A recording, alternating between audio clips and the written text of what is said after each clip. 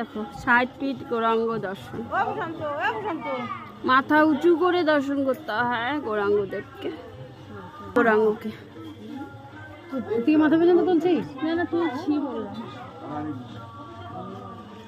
আস্তে আস্তে এগিয়ে যাই।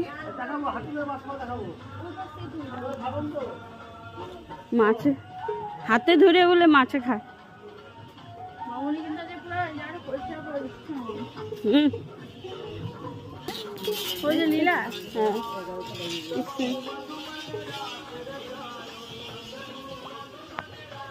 তোমারটা তো তো ইয়ে স্পেস শেষ। হুম। ওইদিকে ওইদিকে ওইদিকে